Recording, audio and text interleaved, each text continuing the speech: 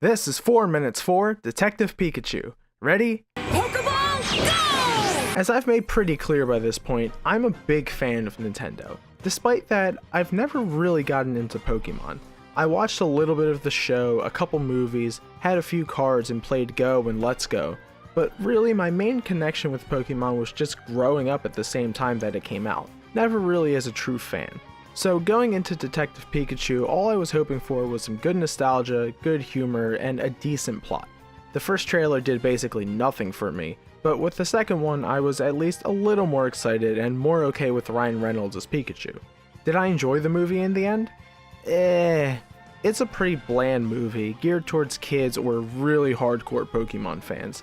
It's like if Venom was PG, but replaced Venom and Tom Hardy with Pikachu and Ryan Reynolds. To give the movie credit first, it perfectly captures the aesthetic I imagine real-life Pokemon to have.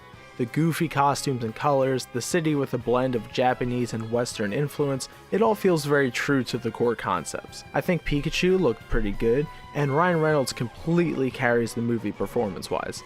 Generally, I liked how Pokemon were implemented into society. It has some fun moments with set pieces like the Sideways Forest, and the three main twists the movie goes for are all pretty successful and cover perceived plot holes, especially involving a certain Pokemon used in a very clever, deceptive way. But I gotta say, a lot of my reflective emotions on the movie are either negative or flat neutral. A good few chunks of the movie are pretty boring, especially in moments focused on Tim.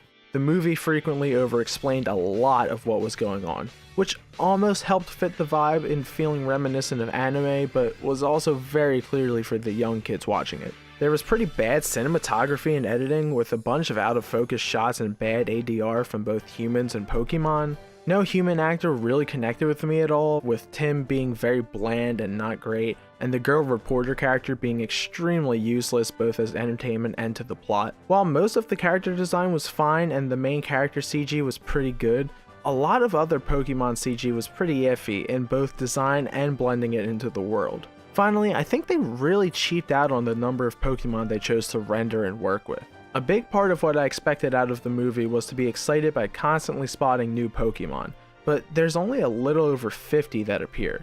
That's not the worst number in itself, and it's a decent mix of new and old Pokemon, but in a lot of scenes there's way too many repeats of the same Pokemon over and over, or using Pokemon in back-to-back scenes. It really cheapens it and is a bit of a letdown. As I've tried to make clear before, I'm all for tuning out your critical eye and just enjoying a movie when it's appropriate and better for the experience. That's exactly what I expected to do in this movie, based on reviews I was hearing. But some movies like this make it a lot harder than others. If it was consistently well made with engaging CGI and solid acting, then I'd have a lot less to complain about. Unfortunately, there wasn't enough that worked for me personally to give this movie a second watch. If you're a longtime Pokemon fan or have kids, then it very much could be for you, but if you were expecting something on the level of other blockbusters, it's probably not for you, and I would give it a pass. Detective Pikachu gets a 5 out of 10. And you can hear him, right? Yeah. done. Kadabra, Weepinbell, Ditto, Cluster, Caterpie, Sandshrew, Bulbasaur, Charmander, Golem, Pikachu! At least 150 or more to see. To be a Pokemon master is my destiny. Alexander, Duo, Venonat, Macho, Kangaskhan, Hypno, Electabuzz, Flareon, Blastoise, Poliwhirl, Oddish, Drowsy, Raichu, Nidoqueen, Bellsprout, Starmie!